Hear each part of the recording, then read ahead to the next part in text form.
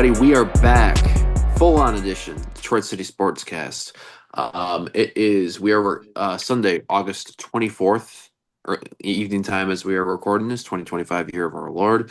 And we are going to be talking about the Detroit Tigers and the best team in the American League. The Detroit Lions done with preseason. Exciting news coming out of the Detroit Red Wings thing, and what's new with Detroit City FC result wise on the men's side. Garrett Comat's here I liked how you emphasize the results wise with Detroit City FC. because this is the Detroit City Sports everything on here.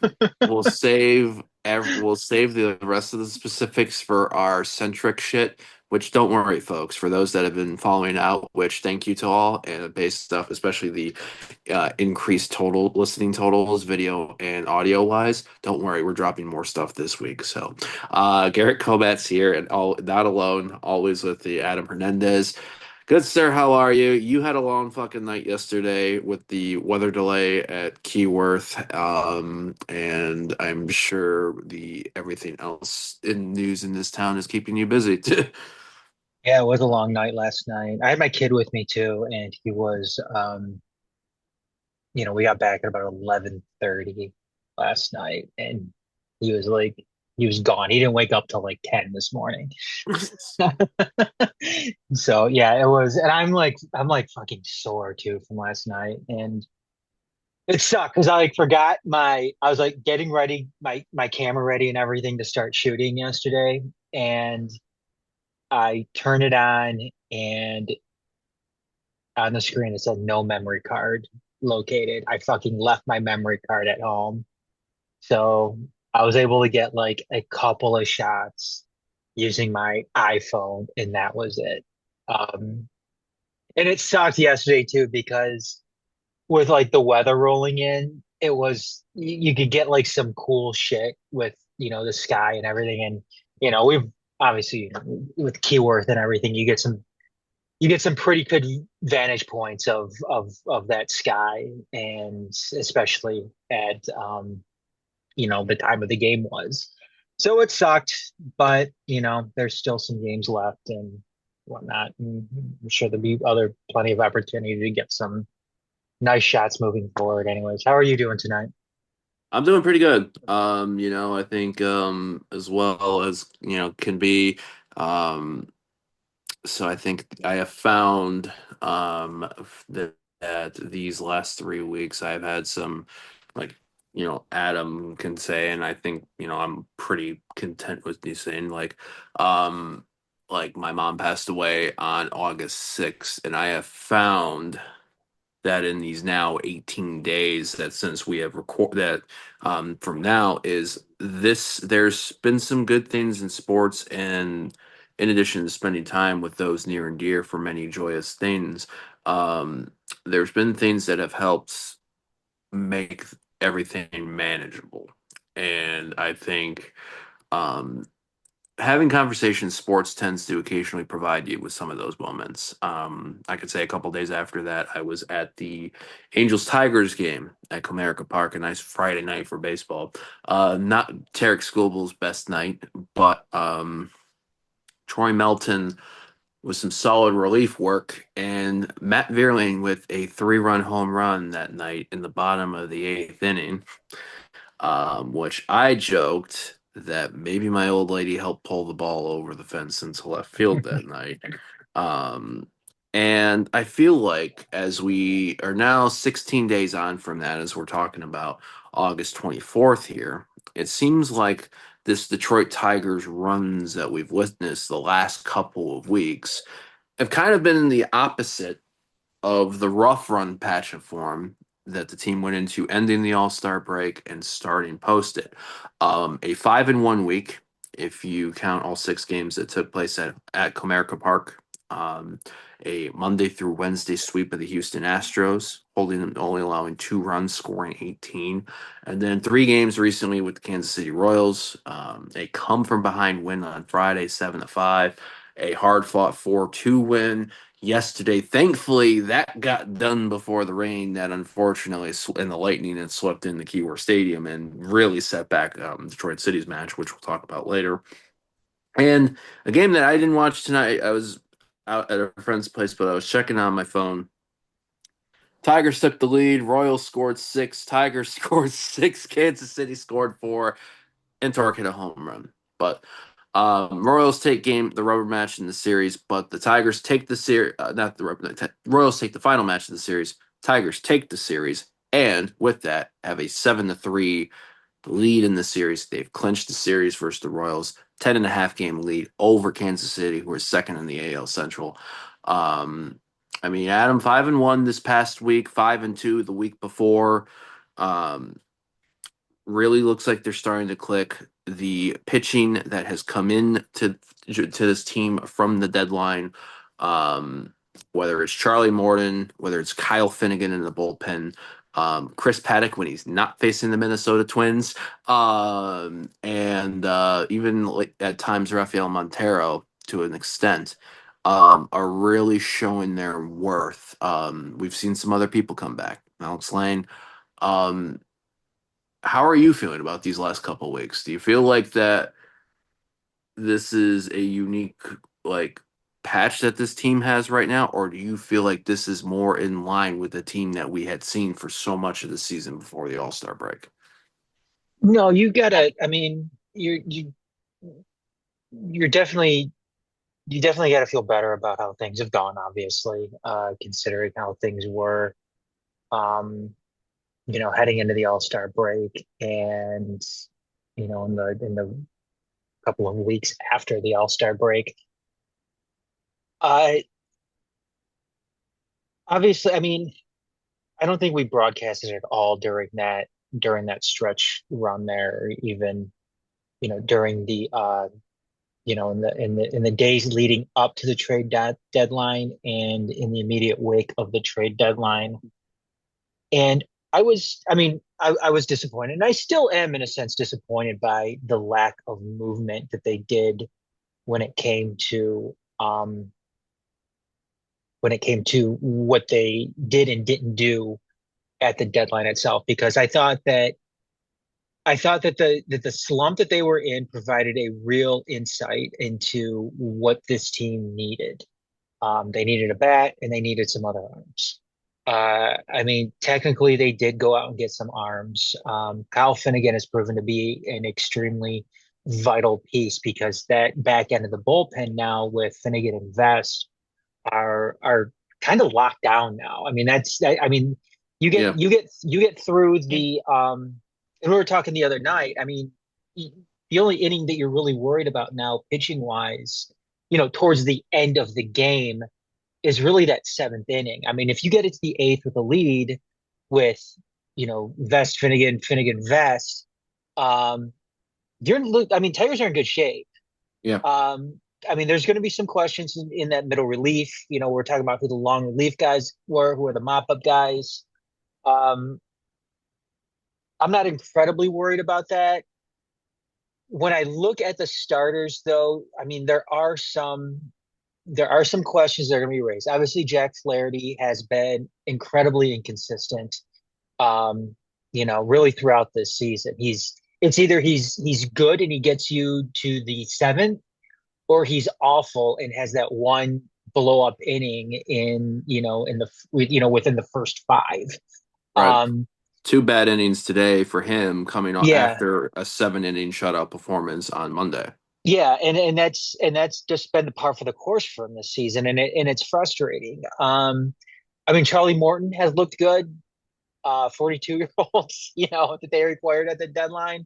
I mean, he's looked good. Nothing spectacular. Um, But he's eating innings, and that's kind of he's like the he's an same with he's an Chris Paddock. Yep, he's an innings eater at the end of that rotation.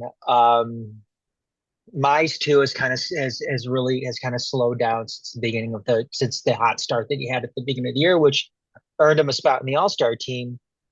And then Skubal. I mean, Skubal's the best pitcher in Major League Baseball, so whenever they give him the ball, more times than not, it's going to be a win. I mean, a bad game for him is giving up what, like 3 runs during his outing. So, uh, and then yeah, Yeah, I mean, I'm sorry, go ahead. I was gonna say I think for Scoble that I think the game that I was at on the eighth. I mean, he had a 3 run inning. I think that he gave up. He didn't finish the fifth, um, which is probably his shortest start of the year. Um, but thankfully, Troy Melton backed him up, going 3 and a third to a bullpen work. But other than that, like he responded nicely after that. I think he had a 3 run inning allowed in Minnesota his next start, but he went seven, Yeah, and like he reacted well to that. Like he realized he put himself in the situation and he got himself out of it. I did like Jack Flaherty's quotes tonight that I read. I think he knows that I think he's kicking himself, but he doesn't want to like stick down on himself. So I'm curious. So I think he'll get an opportunity this week to. I think he's pitching in the Kansas City series in Kaufman next weekend. So I think that'll be a good opportunity to see how he responds there. yeah, absolutely. I mean, the important thing with Flaherty right now is just developing some consistency with the starts. Because I mean, we're at the end of August, as surprising as that sounds. I mean, Yeah, um, we have one more full month left, and then it's playoff time, and which is it's crazy to think about. But yeah, he's gotta use these last few starts that he's going to get in the regular season, just like I said, develop some consistency, um, and just get through those first couple of innings because that's been that's been his that's been his problem. I mean, it seems like he's fine once he's not having that problem, it seems like, with some pitchers where they're having problems getting through, like the third or fourth time through the lineup. yeah. This one is early on, and I think that's much more manageable. I mean, I think that that's something that is a little bit more, I guess, not concerning. Because I remember Anibal Sanchez, we're going way back here. It Yeah. seemed like his problem was always, the third and fourth time through the lineup. Were able to figure him out, and Hit him he up had, after when he got yeah, tired. and he had problems, making adjustments. And I know I'm going way far back with that one, but um, that's just one out of recent memories for me. So yeah, like I said, get some consistency, get some confidence, managing those first couple of innings, and then I think he'll be fine. Um, I mean, as I mean, far as the bats, go ahead. yeah, I was going to ask you about that because Riley Green now in the 30 home run mark. Spencer Torkelson lately I think he's in the 280 batting range. I was reading somewhere in this last couple of weeks. He's starting to hit really, really consistency, seeing the ball well. I think we're up to 9 players now with double-digit home runs. Zach McKinstry hit a plateau, double-digit trip. I think what double-digit triples, double-digit doubles, double-digit home runs. Um, and then obviously, they're starting to see things where Rogers is behind the plate, Dingler at DH, Wenzel Perez on both sides of the plate batting well.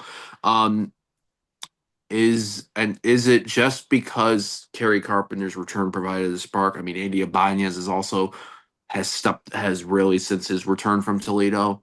That home run last night was absolutely huge. It took away any momentum the Royals had going in to try to come back in that game. Um, do you still feel like what we saw in July could happen at any given moment with this team? No, because I mean, you saw when Kerry Carpenter was down, um, and when he ended up coming back, because when he was down, that's when the team was, or when he Yeah. was out, that's when the team was really slumping. Came back Um, July 27th because we recorded our last episode the next day. yeah, and I mean, when you remove a left-handed bat like Kerry Carpenter from this lineup, I think it makes things easier for the opposing managers to manage against that. Yeah. Um, when you bring back a guy like Kerry Carpenter, who you can't, who's a threat in that lineup, um, you have to manage things different, and it makes things a little bit more difficult. So yeah, I think his presence back was something of note, and it was important. And looking ahead too, I mean, they've got to get some of these guys healthy. They've got to get like Matt Vierling healthy, and then he needs to stay healthy. Yeah. That's obviously a problem that he's had all season, and he's a guy that they need. Um, Parker Parker Meadows is Meadows another, too. yeah, Parker Meadows is another guy. I mean, you look last season, one of the sparks for this team last year when they ended up going on that run to propel them to the playoffs was, a guy like Parker Meadows, really, producing at the plate. And it's the same thing this year. I mean, you need a guy like Parker Meadows to, uh, get going, stay healthy, and just do the things he can do and what he's done in the past to help this team win games. Because they didn't go out and get a bat at the deadline. And they are banking on the guys that they have up now, to kind of get them over that hump. And I'm skeptical, um, but we'll just have to wait and see. I still think they should have gone out and gotten a bat, because I don't know how much I trust, like I said, Parker Meadows to A, stay healthy, and B, um, be productive. I don't know how much I trust Matt Vierling to stay healthy. I don't know how much I trust Kerry Carpenter to be consistent at the plate. Um, is Riley Green's strikeout issues going to become a bigger issue for him, down the stretch and into the playoffs?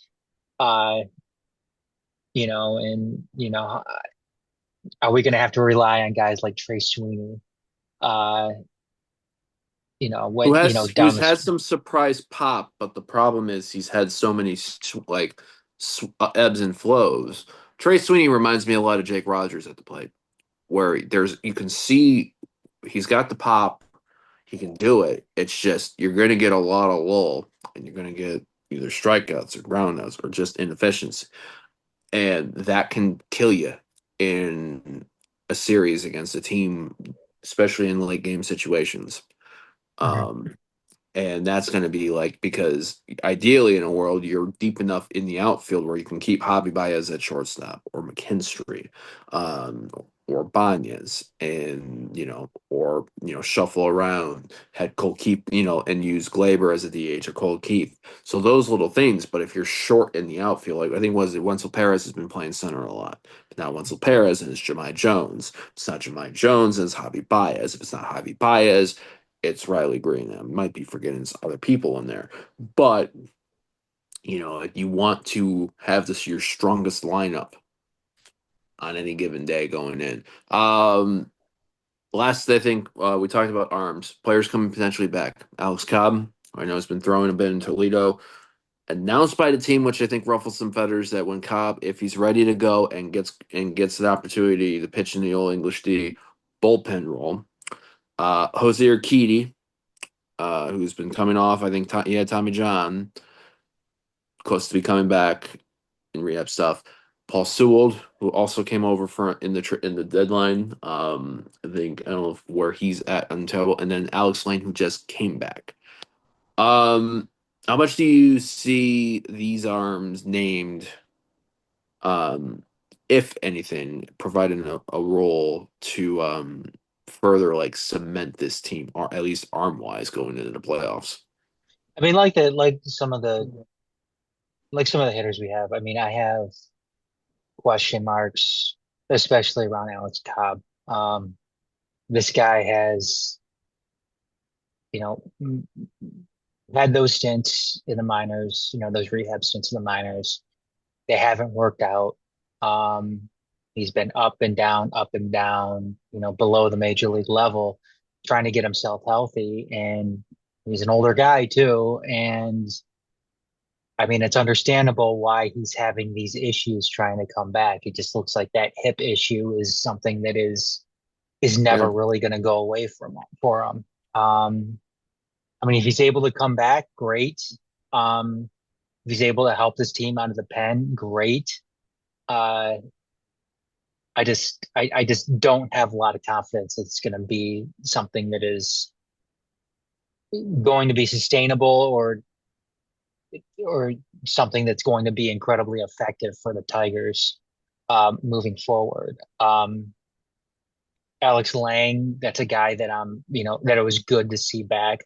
Little shaky that first start that he had, or not the first start, but his first appearance. Um, returning, but I have a feeling that's a guy, he's a guy that's just going to continue to, get better as he continues to shake the rust off. So, um, Urquidy, I know is making his way back too, but I mean, as far as that bullpen goes, and aside from that, um, that back end, two guys that I'm really, really looking at that could play big roles. Um, down the stretch of the season here and potentially into the playoffs too, depending on how things work out, is Troy Melton and Sawyer Gibson Long. Yep. I'm really intrigued by those two guys, um, and what type of effect they could have when it comes down to um, the playoff, or not just the stretch run, but how they affect what this team is going to do roster wise when they get into the playoffs. Who's going to stay, who's going to go, because I think that there's going to be some really hard decisions when it comes to that pitching staff, and that's going to have to be made. Yeah, and I think that'll be because you're going to have to get the key battle, especially in playoff starting. Yes, your starting pitchers, likely would be a four-man rotation in postseason, but then you need enough guys that can eat innings, 2 innings, 3 innings, 4 innings in some cases. Um, and that's a wonder of a question. Do you look at bringing a Cater Montero back up from Toledo? Do you look at, what's your left-hand situation like? Can you count on Brant Herter to go 2, 3 innings? What about what's your thoughts on Bailey? Like, Bailey Horn's been up and down recently, getting a couple innings because the team has been playing that Toledo Detroit route really well with navigating the situation. Last fun question. And one quick thing, Gary. Yeah, This is we've seen last year. This is a team. AJ Hinch is a manager that isn't afraid to put some of his young guys into those high leverage situations. I mean, we saw it exactly. last year with Jackson Jobe In the playoffs. in the playoffs. I mean, something I think that people need to keep an eye on too.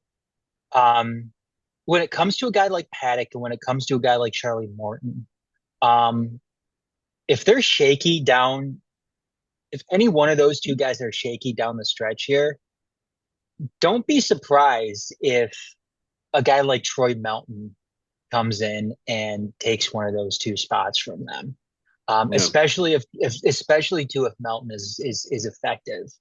Um, this last month and a half, less than that, of the season. So I think it'll be fun. So September 1st, we go to a 40-man roster, correct? Um, Fun question right now. Does Kevin McGonigal, who's been making a lot, maybe of all of our prospects in our deep prospect talent pool, seems to be the one that's really making the news, making the waves the most.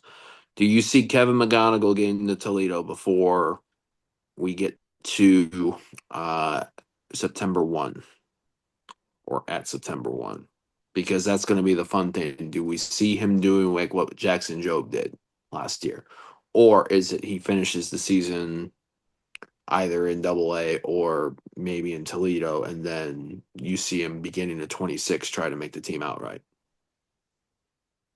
well, it goes from 26 to 28 um, on September 1st. I don't. there's a lot of people out there. There's a lot of stuff on social media, on Twitter and everything, talking about McGonagall coming up now and starting games for the Tigers now. Yeah, I'd like to see him make his way up. I mean, how? I mean, I think you're asking the wrong guy when it comes to something like this, Garrett, because I'm one to be like, yeah, bring him up, bring him up. Yeah, Let's see what he can do. Who gives a shit? It's September 1st. You have those two extra roster spots. Um, what are they ultimately going to use it on? yeah, I think unless you have like a guy like Cobb who's ready to go, um, or an Alex Lang who's ready to go. But they have a lot of interchangeable pieces too in that bullpen. yeah. I think when you look at it, I think when you look at that, I think Sawyer Gibson along Troy Mountain, um, Hannafy, and yeah, Herder. in the back end, I think that those guys are pretty set in stone. But yeah, I mean, why not bring them up? Let's see what happens with it. I mean, because this. I mean, it was guys like McGonagall. I'm not saying that they're going to go and get rid of McGonagall at the deadline, but one of the reasons why we didn't do anything at the deadline is because the front office was extremely, extremely high. Well, not they were, but they are extremely high on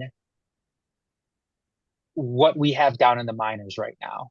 Some of these young players. Let's fucking bring them up. Let's see what they can do. Why not? I mean, it's not like McGonagall is going to take um a playoff roster spot once that comes around.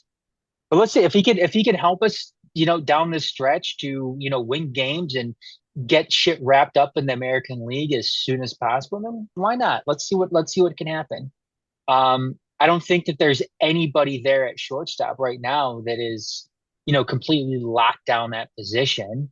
I mean, Javi's been going back and forth at times between short and center, and um, Yeah. Trey Third Sweeney occasionally. doesn't, Yeah, yeah, third and third, occasionally and too. and Trey Sweeney hasn't lit the world on fire with, so why not? Yeah, I say do it. So we are now with the Tigers point 30 games left in the regular season. We are done with having 7 day games every day of the week, so we have a day off in each there. So we were home these past six Monday through Sunday. So it's all six this coming Monday through Sunday are on the road. Three in California in Sacramento against the Athletics. So be prep, folks. 10 o'clock start times. Eastern each of these next 3 days, coming days. So get your sleep, get your naps in beforehand. And then Friday through Sunday in Kansas City against the Royals, the last three against the Royals in the regular season. And then next week, and then the week after that, six at Comerica Park, Monday through Wednesday against the New York Mets. That's going to be a fun series. I'm looking forward to that one. And then Chicago White Sox come in for three. So, you got anything you want to look at for these remaining for those upcoming four series, or is it just like can this team keep up the form that's seeing them at 78 and 54 after 132? At this point in the season, you just got to keep on running through these series. I mean, what we've seen from this team is what they are. Um, Yeah, they're one of the best teams in Major League Baseball. Um, and you hope that the problems they had in July and the beginning of August are behind them, and I think they are. So yeah. All right. So yeah, we'll keep everybody in the loop as things that come in there, whether it is our next full-on episode, a quick cast, or a mulligan. So, in the meantime, let's transition now to a team that finished up preseason and has 2 weeks away from the start of a regular season. God, time flies past. Detroit Lions. We don't here at the Majors Detroit analyze preseason results, and because especially when our starting lineup doesn't really play in anything right there. 1 and 3. The Lions finished in preseason. They won match day 2 in Atlanta. Yesterday finished up their preseason with a loss to the Houston Texans. Um, Isaac Tesla, obviously a fun name that has emerged in preseason. Great catches, great little worm celebration like he did last yesterday. Um, but obviously there's been the thing that has kind of been sort of entertaining, or concerning for some, is the backup quarterback battle. Kyle Allen, Hendon Hooker. And why don't we kind of break in what you've heard out, Adam, after this preseason run and what we've kind of seen so far from those two? Well, Kyle Allen has locked down the backup role for this team. I mean, I don't think that there's any question, moving forward, who that backup to Jared Goff this year is going to be. And Kyle Allen's he's looked pretty good in as far as that backup role goes. I mean, that pass to Tesla yesterday was really nice, and that wasn't the only one. I mean, that wasn't. Yeah, He's made a couple of them. He's had a nice little he's got a nice little connection with Tesla. And obviously you hope that, Jared Goff is going to have that same connection with Tesla, which I'm sure he will. right. Um, so yeah, I think Kyle Allen has definitely locked things down as far as the backup quarterback goes. The interesting thing today though was Dan Campbell's comments about Hendon Hooker. It seemed like Campbell was pretty blunt. He said that he may need a change of scenery. Hendon Hooker, that is, and Hendon Hooker finished up the preseason 22 completions out of 40 attempts. Not good. 187 passing yards, zero passing touchdowns, and three interceptions. He had 10 carries for 93 yards with one rushing touchdown. Lost two fumbles, sacked five times. Um, and led 20 drives, resulting in only 3 points scored by the offense with five total turnovers, three interceptions, and those two fumbles. Um, and this is what Hendon Hooker's third season with the team, I believe. Yeah, that sounds right. I think he was Um, drafted. He was drafted the year we drafted Gibbs, I believe. and the problem too with Hendon Hooker is how old is Hendon Hooker? I'm gonna up right now. He was he's 27 years old. Yeah. Hendon Hooker is 27 years old, and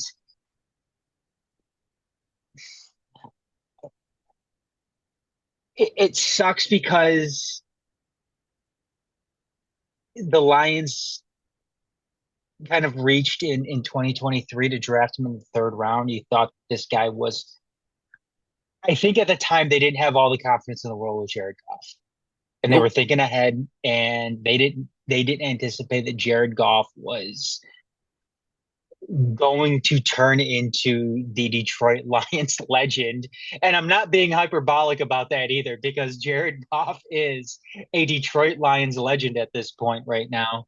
I don't think When that you that was account when chants everywhere, whether it was church, a supermarket, all elite wrestling shows at Masonic Temple Theater this past May, it's one of those things that, yeah, and I think people, especially when we had some rough games in 23, it was common even after the loss of the Commanders. It's like, yeah, when we put in Hendon Hooker, and the problem is we've now seen, I think, enough of a sample size in Hendon Hooker right now that maybe is like, yeah, um, yeah, I agree with you. It might be best, especially if you have the opportunity to move in, if you can, fill another, if we're weak or short in other positions. Because now the Lions have to make to the point of, making roster decisions.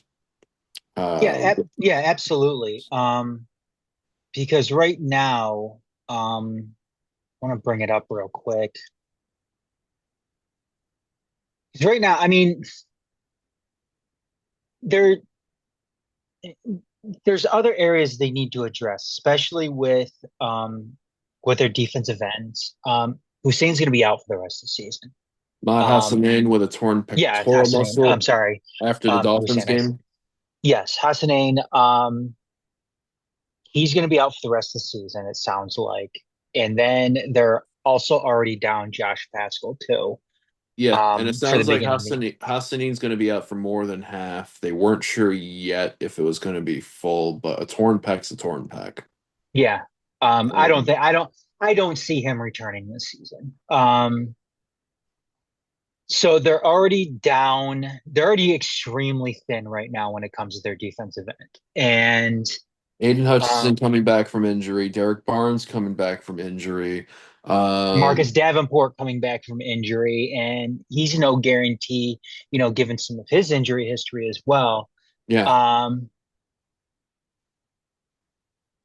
it's asking a so lot. right, It's asking a lot.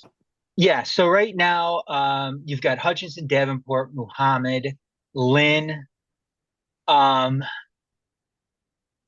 Potentially, those are probably going to be your four guys heading into the beginning of the season.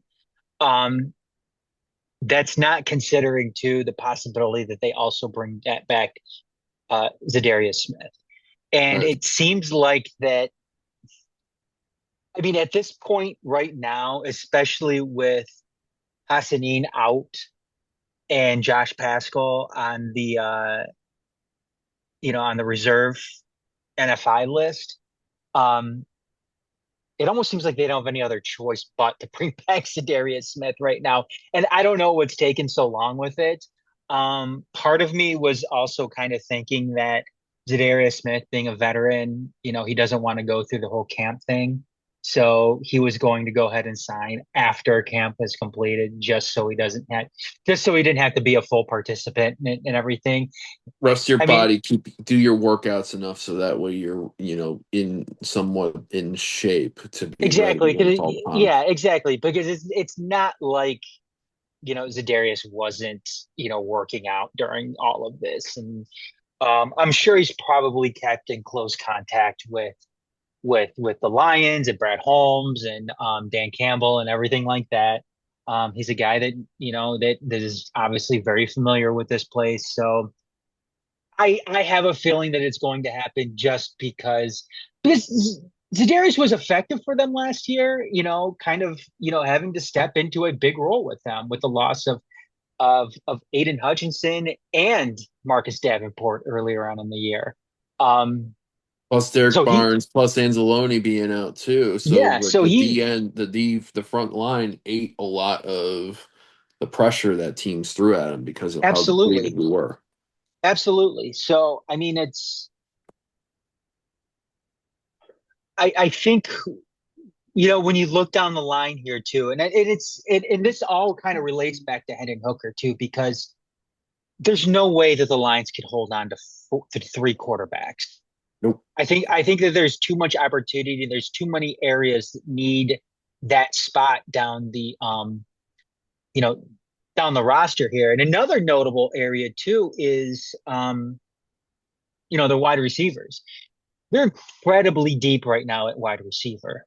Yeah. Obviously they have St. Brown, JMO, Tim Patrick, Khalif Raymond. Isaac Tesla is definitely going to make the team. I mean, he's a third round pick and he should make the team based on that. But he's Yeah. also been, their best wide receiver, this preseason.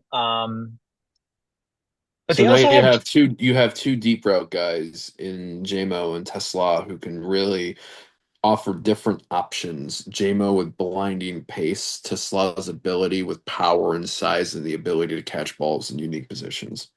not only that, too, they have Jackson Meeks, who Yeah, has shown some flashes this preseason as well. And they have Dominic Lovett, who I believe they drafted in the seventh round this past year. right. Character, great, great, great in front of a camera. By the way, if Yes. you have to check the socials out. So again, I mean, those are seven wide receivers they potentially keep right there. And obviously some of those guys, you think about a guy like Lovett too, who could potentially, be a special teams guy. Guys Yeah, that are actually going to be on the field for this team, as opposed to somebody like Hendon Hooker, who's a 27-year-old. third year pro who has yet to, really show anything at all during his time with the Lions. I mean, we've seen this team have to go out and sign, a Teddy Bridgewater Right. that first year. And then they had to bring back Teddy Bridgewater late last season. And this year you have Kyle Allen beating them out for that quarter for that you know, Spot, yeah. backup role. Um I'm gonna ask a so name because I want to get your thoughts. Obviously, everybody and their mother was talking about Max Crosby online years ago. yeah. He's made two contract extensions or so since. Trey Hendrickson, obviously not in looks like a fun times between him in relations with him and the Cincinnati Bengals. Mhm. Would you be interested in acquiring if you had the ability to bring a guy like him in? And two, do you think that the Lions would be thinking about that now, or are they thinking maybe do that more middle of the season? I think they're always thinking about it, but would I do it given their asking price? No. Rumor has it they're asking for like either like a first or a second, and then um, a young defensive guy, and a guy that's been thrown around, and a name that's been thrown around is Brian Branch. And I'm sorry, I'm not Nope. fucking getting rid of Branch and a high draft pick for Trey Henderson. It's not going to happen. I would Yeah. I would much rather bring back Zadarius Smith and roll with that. Yeah. Hutch, Zadarius Smith, Marcus Davenport, Barnes. Yeah, I'm cool with that over giving up Brian Branch. I'm sorry, that's not going to happen. So yeah, no, Yeah. and I don't know. Like I think that I mean I don't blame Cincinnati for asking for the moon in that sense. Um, it's not realistic though. I mean, I don't No. think anybody's going to give up anything like that for Trey Henderson. And right now, Trey Henderson wants out. So So you all of got a to meet in the sudden, middle. You got to meet in the well, middle. yeah, and that's my point too. Is like the value there is diminished. The trade value is diminished when you have a guy who wants out. Um,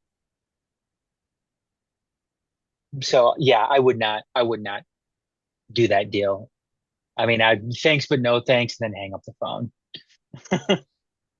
Yeah. Last question, because we'll have no more. We are done with preseason.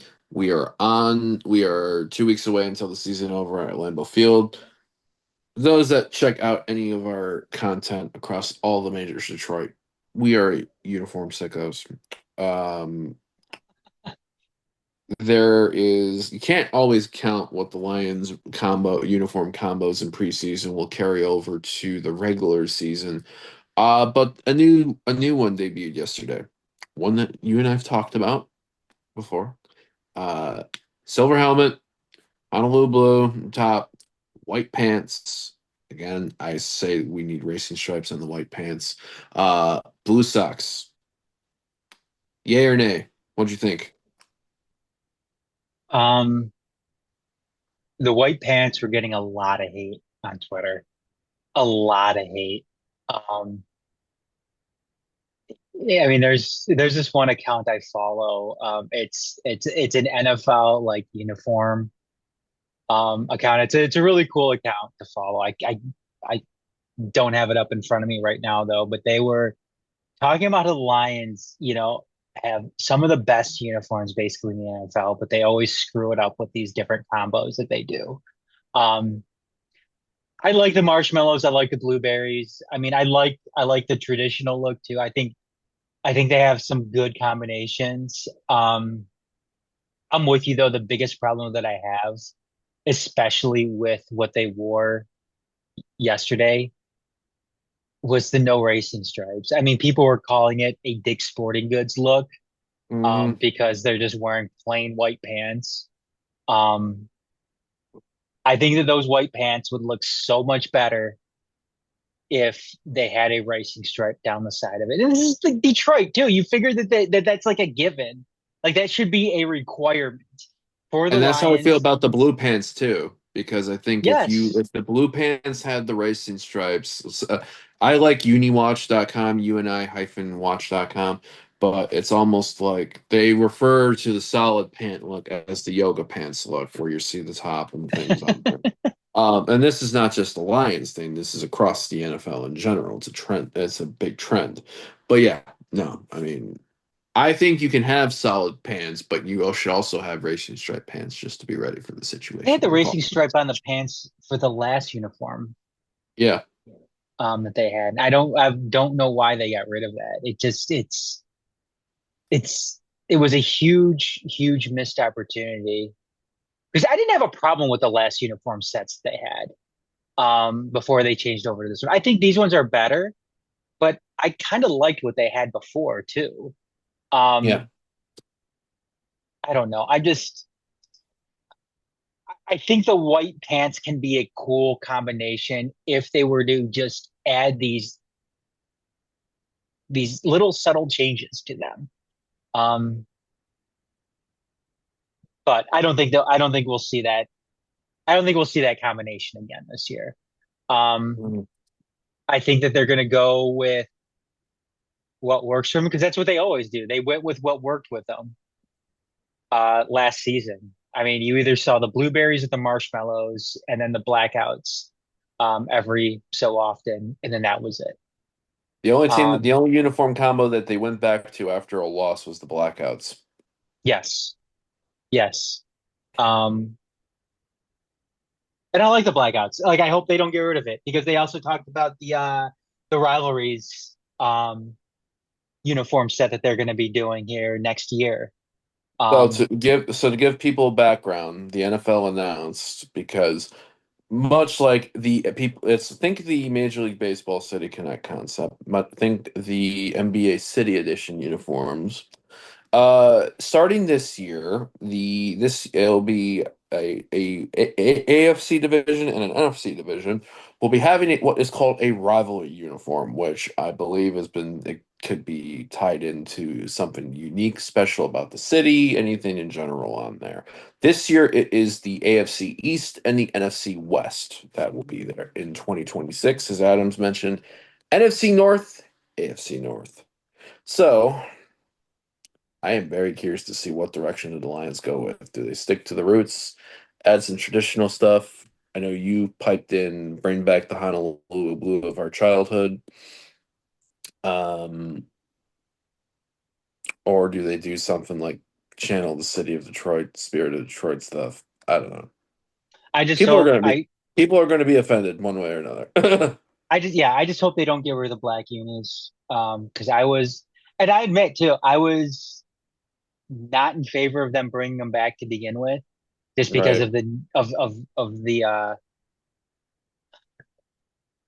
of the history behind the Yeah. black uniform for this team, just the bad history, in the Millen era and everything like that. But they did them right this time. I thought that Yeah. because before they wore the black uniform with the silver pants, and I thought that looked awful.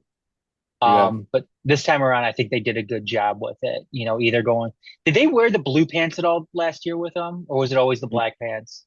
Yeah, they wore three times black top, black pants. Okay, and I think that's what they should continue to do. That said, that's where I do like having a solid blue pant with that because of how the blue helmet pops with it. Um, we might see that combo this year. I know the NFL is relaxing slowly but surely. They're not going full college. They still want to like, hey, but teams are allowed to mix and match a little bit more amongst all the combos. Mhm. Alternate uniforms have a little bit more. There is our throwback uniform, which we did not wear at all last year. That might be the one that Which, gets sacrificed. and I hope it is. I know there's a lot of people out there that like that uniform. I'm not a fan of it. I just think it's too plain. Um, I think there's so much more that they can do with that throwback uniform, especially at this point right now. Uh, and I hope that I'm hoping that rivalries one replaces that one. Just because I think there's a whole bunch of different things that can be done with that rivalry's uniform, and I just hope they take advantage of it. Like I just want to see some. I want to see something cool. Yeah. So I mean, yeah, I think that's kind of it right now, really, for Lion stuff. We'll be, but I'm sure by the time we do a full-on cast again, we'll be done with week one, which is still fucking wild that we're already at that point. I mean, I'm glad Uh, the Lions are gonna be back, but now my weekends are just gonna be like unhinged. com unhinged, nerve-wracking shit. Not Yeah, looking forward to that. as if we already don't have enough with Tigers and Detroit City FC currently going in our lives, and especially you because of how active you're in Detroit City things. Let's talk about things that aren't really nerve-wracking, kind of the shocking opposite of that. The Detroit Red Wings, who have had a kind of a somewhat of a meh offseason when you think of news and free agency, words from like Steve Yzerman and thoughts on like existing players in our young crop. Uh, I think the latest free agent acquisition was Travis Hamonic, announced on a 1 year, 1 million deal. Which Travis Hamonic was a guy I would have really loved to enjoy, like what 3 years ago, 5 years ago, or whatever, when he was more of a stud defenseman. Um, so a lot like this thing, right? And last week, news came out. I think it was last Tuesday, if I recall, right? Um, News that we thought that an Illich family member would have had to have croaked before this something finally happened in terms of we're referencing Marian Illich here. Um, Sergei Fedorov, the as we and if you go back and listen to my molding with Garrett Comas from last week, this is something that was kind of highlighted in that.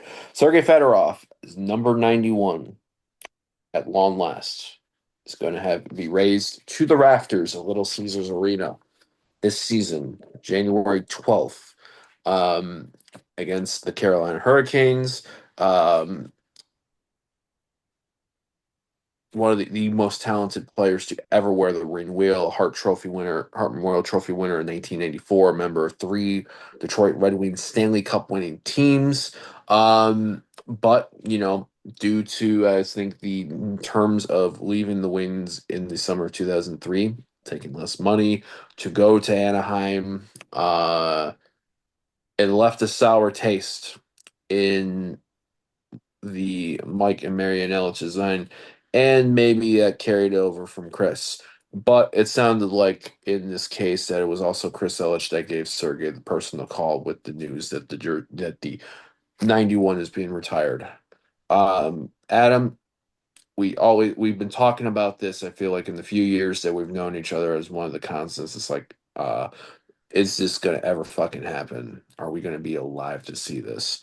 Um, Somebody online. I didn't, and unfortunately, I don't have the name of the account, but you and I both saw it of, is this the Detroit Red Wings trying to aura farm their way into getting into the playoffs this year?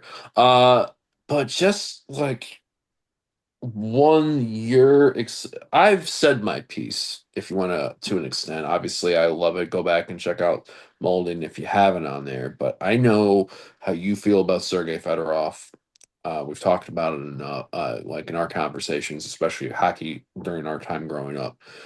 What it means to you, and how much of the news like that do you think could impact this win side going into the season? I mean, I don't think it's going to do anything when it comes to the on ice Right. product for them. But yeah, it's funny they're, that comment online about trying to vibe their way into the postseason with Hockey Town returning to center ice and Fedorov getting his number retired. Uh, it was something that had to happen. It had to happen because there was no way that they can go on retiring another number um, that wasn't Sergei Fedorov's. Yeah. Because the next number that is going to get retired after Fedorov is going to be Datsuk's, Yeah. and they couldn't go into that retiring Datsuk's number without first retiring um, Fedorov's Sorry. number.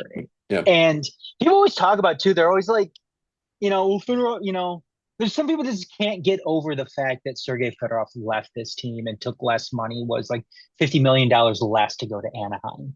Yeah. Um, and signed that offer sheet with Carolina. And just some people have a problem separating or coming to terms with it that this is these guys' livelihoods. I mean, this is Hmm. their job, this is their career, and they need to do what's best for them.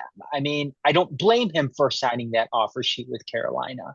Ironically enough, that's the team that they're going to be raising the banner um, against come January of next year. And I don't think I don't think that that was done ironically. I think that they actually went out and chose that game to retire Fedorov's number against.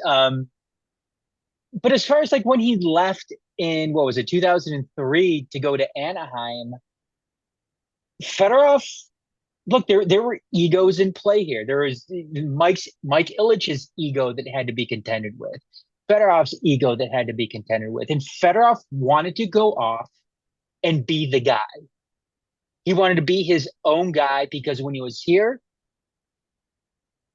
you looked at the other guys in that locker room that were already with Detroit. I mean, you're talking about Steve Eisman, Brendan Shanahan, Nicholas Lidstrom. Right. It's a lot of different names, a lot of different egos in that locker room at the time. Not saying that there were bad egos or anything like that, but Fedorov wanted to go off and he wanted to be his own guy, and that's something that I think people should understand and in some ways respect about him. Did it work out? No. And I think if Fedorov could do it all over again, would he would finish his career in Detroit? Yes. I think if he could do it all over again, that's something that he absolutely probably would do. Um, but Yeah, I don't anybody, blame and I don't blame and I like I said, I don't blame him for the move. The only thing I do wonder what if, yeah, we brought Brad Stewart in when we won in '08. God damn, we could have brought Sergei Fedorov in from Columbus in that for that just '08 one more, team. yeah, one more, Because we brought McCarty back. We brought Darren brought McCarty McCarty. back. Yeah. We brought Osgood was Um, back.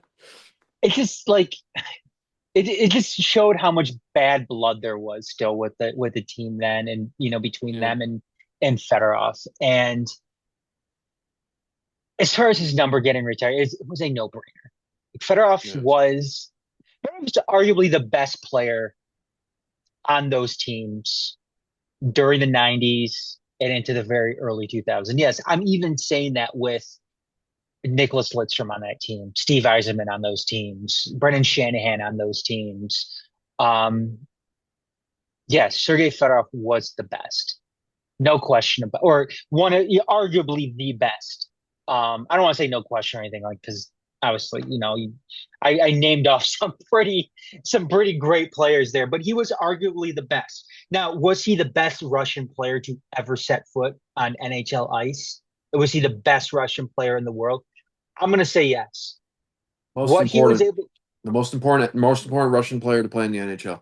Most important Russian player to play in the NHL because I don't think we've ever seen a player quite like Fedorov ever again.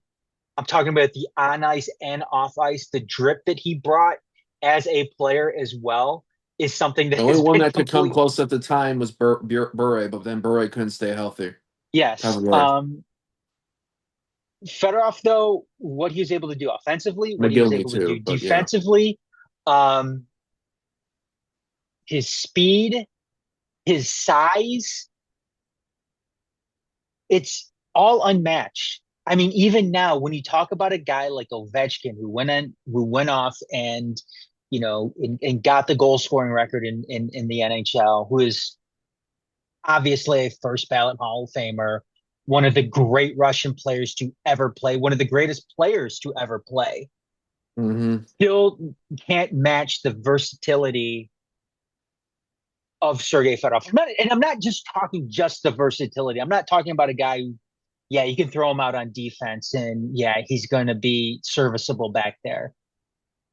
Scotty Bowman went and said that if Sergei Fedorov stuck or continued to just play defense, he would have won a Norris Trophy. And he said that knowing Nicholas Lidstrom was playing on that team as well, who is Vladimir one of the Konstantinov then too. Like, yes, yeah, in Nicholas Lidstrom, it sucks that Konstantinov couldn't continue his career. That accident, obviously, a huge tragedy.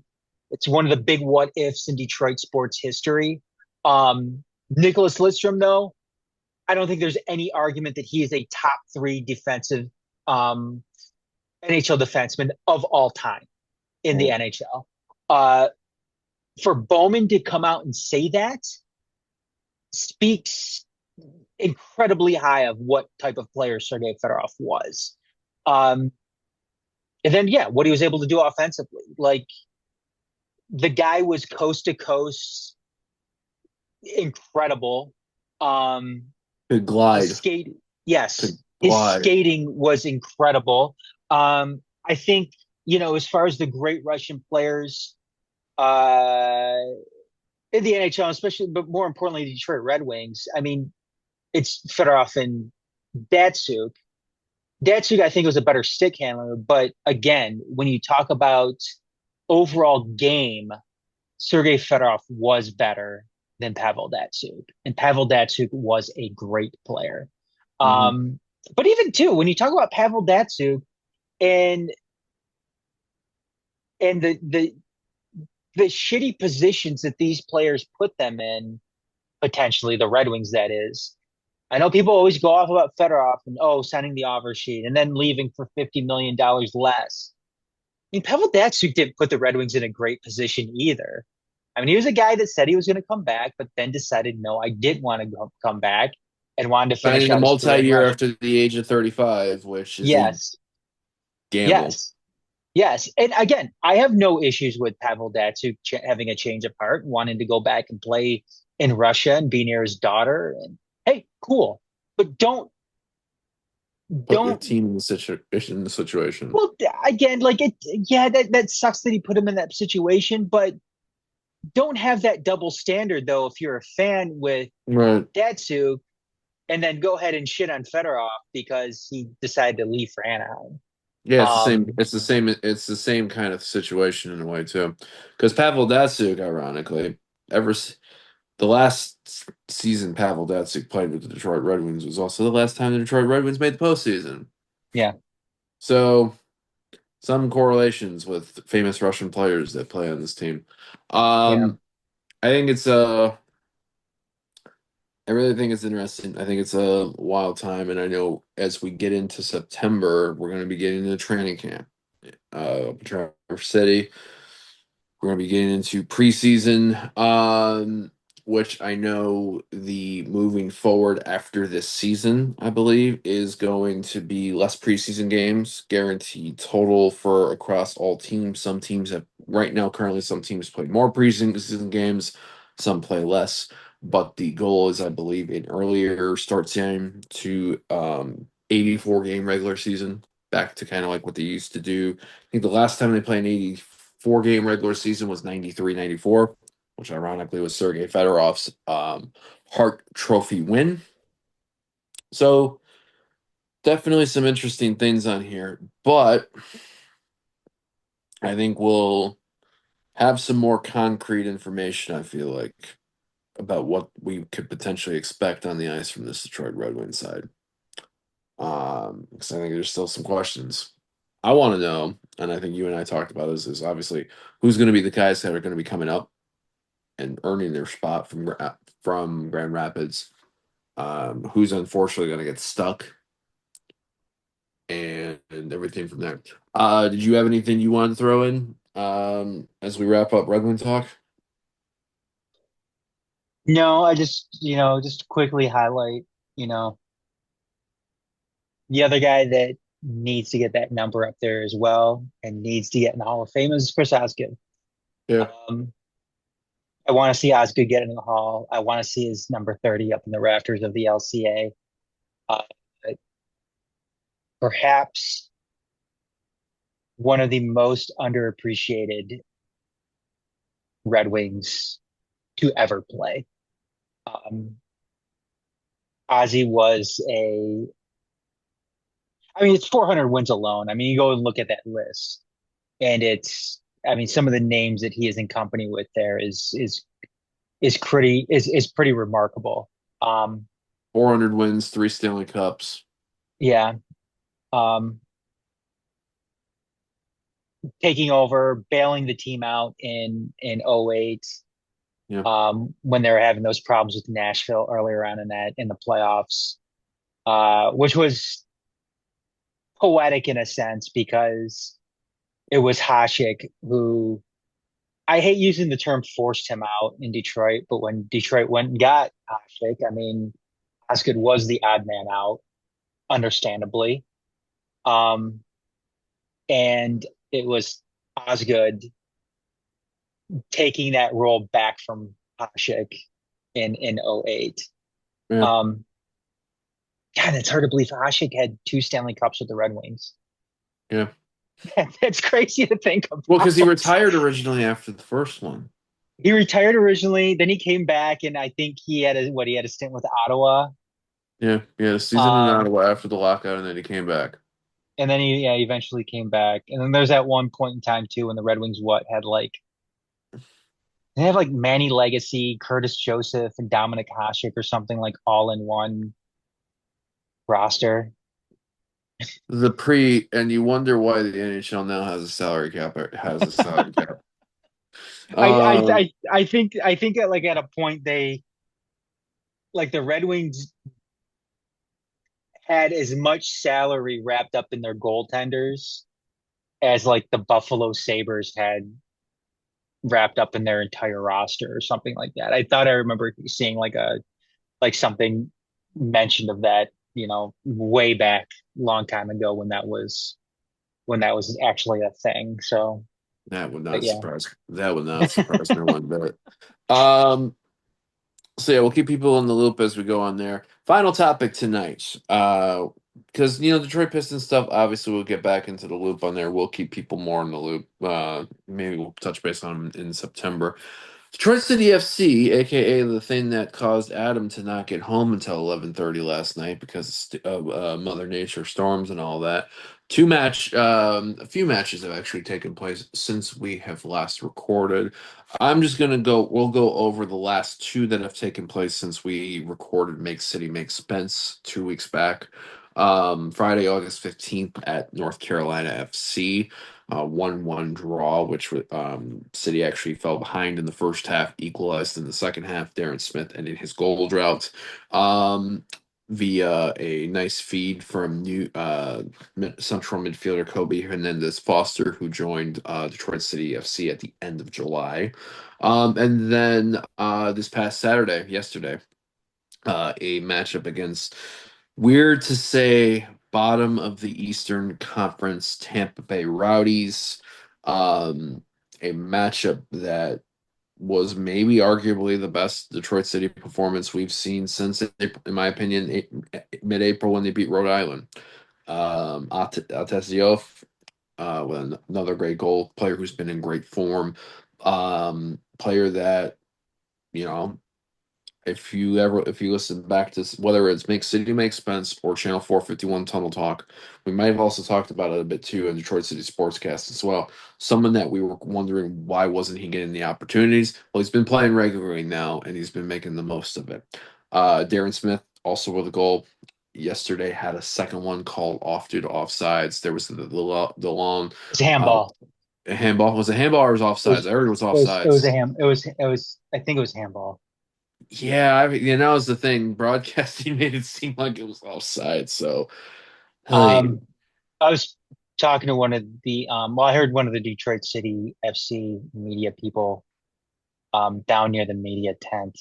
I mm, believe they said that they got a capture of it, that it hit like a shoulder or something. okay. So, but at the end of the day, it's about 4 points in the last two matches, 7 points in the last three. So you have a multi-match point run. Last time this happened for Detroit City FC was the run from April 5th to May 18th.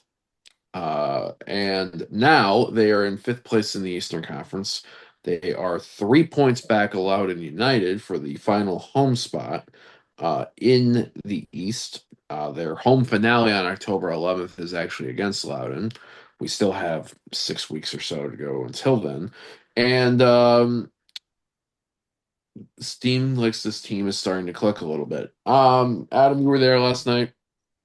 I had the pleasure of having dinner at our close friends, watching both the Tigers game and the Detroit City game match. What have you obviously we've been talking about Kobe Hernandez Foster, and I think what he's done help this team out on there. But is there anything else that you've been seeing from this team these last couple weeks or so that's got you feeling good about this final stretch of regular season matchups? Continue to look pretty sound defensively. It seems like they've finally, I don't say finally, but it seems like they've been able to uh, get that under control a little bit Yeah. because when they were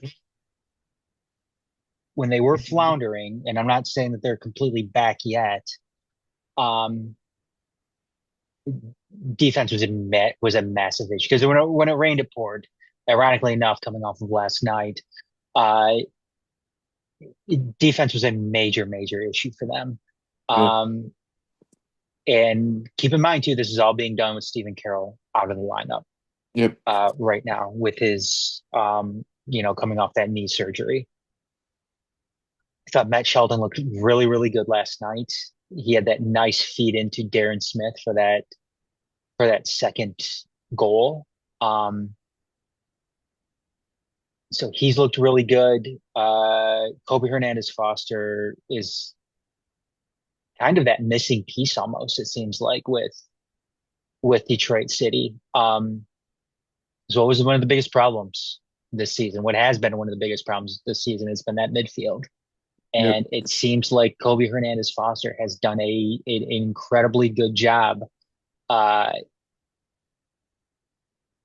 kind of, you know, bringing that backfield and those forwards up front kind of together. And it's something that we've missed since Maxi Rodriguez left, and Right. or not Ates Diop, but um, um, Lai Jope and the injury troubles that he's had this year. Trying to get back up to form himself. Kobe Hernandez Foster has been kind of that glue guy for them that they've been missing, and we saw it again last night. He had an assist on the Diop goal. Um, and Diop, what can you say about him? This is a guy that I know that you, myself, Sean Spence, um, have been asking a lot of questions about. Why hasn't this guy been playing? Back earlier on in the season, and we are justified a little bit in that, given the way that he's been playing And as of we're late. And Darren Smith too. Guy now has 2 goals in 2 games after that massive slump that he had. Uh, it's good to see him, kind of get that confidence back and everything too. And yeah, keep on putting together these games. I know that it was just Tampa Bay last night, and I saw some comments being made that it was just Tampa Bay. Tampa Bay is still in a in playoff contention here, in a The still East wide is open. so whack where Tampa could Yeah, win 1 or 2 games and be in a fucking playoff spot. yeah. So I don't discredit Tampa Bay and that win from last night because it was just the Rowdies. I mean, Yeah. it is still the Rowdies, and they are still in playoff contention. And they have been playing better as of late too. So I don't think Detroit City fans and supporters um can just brush off teams because, oh well, they're in last place in the East. Well, Detroit City isn't, they are another, if they go on another one of those losing streaks here, or winless streaks, then they could very well find themselves at the bottom of the table too in the East as Right. well. I mean, again, that's how tight things are in the East right now. So, um, It's good. It's good to see them put together some wins. Um, Not just well, yeah, wins because they beat. So what's the blemish? Because they beat They Indy. They lost to tied Rhode I- against. they lost to They Rhode lost to Rhode Island, Island. who They are beat now out of the Indy. playoffs currently. Yes, after losing El Clamico last night to Hartford, who's continues to 3-0. be on fire. Yeah. Hartford Athletic, for example, who their one-star striker got sold to Minnesota United in MLS, and for a pretty nice transfer fee and also a sell-on by the sounds of it. Go and yeah, take out Rhode Island 3-0. Indy 11, they took care, they're holding the last spot in the Eastern Conference City, Detroit City, with the 1-0 win over Indy 2 weeks ago. But you had a Indy with a big win over Miami yesterday. That was basically a who was going to be in the last spot of the Eastern. So right now, I mean, 28 points for Detroit City FC. You're tied with Pittsburgh. Um, I think, well, if it's head to head, Pittsburgh can technically be the one in fifth, although it might be goals. You got two teams that are 7 wins, 7 draws, 7 losses. But you have a 5 point gap now from where you're at to the team that has the last playoff spot in the East. From the team looking out in Rhode Island, that's now 7 points with 9 to 10. City's got 9 matches, others have 10. That's a big, that can be a big margin, especially when you also note Detroit City started a lot of their season on the road. They've had a lot of home matches. They will have had two. So yesterday was game one of three consecutive at Keyworth. August 30th at home to San Antonio, September 6th home to Orange County.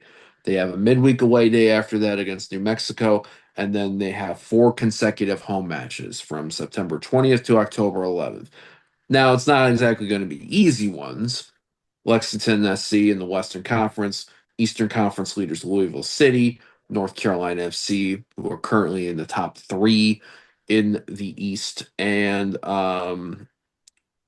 the home finale against fourth place Loudoun, who could be a first round matchup. So, and then you end the season at second place Charleston and at said Tampa Bay Rowdies. So there's good opportunities to try to at least get points and results here. Nick Dasovich, first team coach, did step away from the club. It was announced during the week, due to for I think it was announced for personal and family reasons. So another thing for this club to navigate on the footballing side. There could be some more players that could potentially be coming in or out.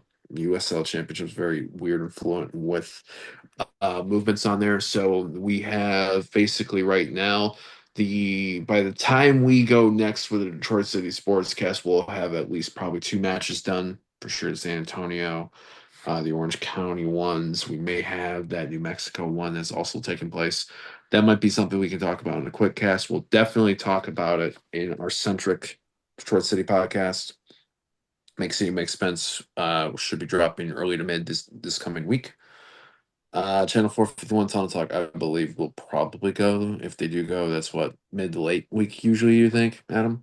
Uh, in terms of that schedule. And I'd say be on the lookout for also our socials in case anything comes up, whether it's Detroit City FC or any news related to Detroit sports in general. TMSNX Detroit on Twitter, and also Instagram, and Blue Sky at TMSNX Detroit.bsky.social, Detroit.themajorsports.com, where you can find all of our videos, all of our prior episodes and stuff, as well as our written content. Adam, anything else am I forgetting? Wait, in addition to where folks can find us on their podcast, hit that like, hit that subscribe, hit that 5 stars. Yeah, no, just yeah, find us on YouTube as well. YouTube.com/Majors TV. Yeah. Hit that like and subscribe for there. And yeah, like I said, we'll be definitely putting out some good content and stuff for there. Thanks to everybody that has been checking out all of our content recently. We truly appreciate it. And yeah, I mean, there's gonna be It's mind blowing in a way. I'm really appreciative right now of the fact that weather's cooling down a little bit, where it's the unofficial it's the unofficial transition of from summer into autumn, and I think as that is going on, we are now seeing like the fruits of a the fruits of labor, earned labor of the Detroit Tigers baseball season going to be coming into fruition as we get into the close to be last month of the regular season to get ready for the playoffs. We are about to see the beginnings of labor for the Detroit Lions as their preseason's done, their regular season's about to begin. And that also goes in for the Winds and the Pistons for training camp in September, and Detroit City FC and their it's not a fun road. I'm going to say navigations. It's a road. It's like many roads that we drive in this state. It can be bumpy. It can be unforgiving. Um, Weather can come and go at you. It can be turbulent and it can be joyous. Sometimes all at the same time. And I think that also applies to life. So I'm not going to do my usual. For those that know us through Detroit City centric stuff, tend to be a little bit deep. I tend to do my endings a little bit. Not going to go that full deep here, especially for those that are getting to know us through this method. All I'm just going to say is make the most out of every opportunity you have in life. Cherish your moments, take nothing for granted. And, if you got people on your mind, reach out to them and tell them you love them. So for Adam Hernandez here, Garrett Comments, thanks for checking out another edition of the Detroit City Sportscast. Take it all one day at a time. Eat 'em up, Tigers. Don't lose any to the A's or the Royals if you can. And yeah, until next time, we'll see you later.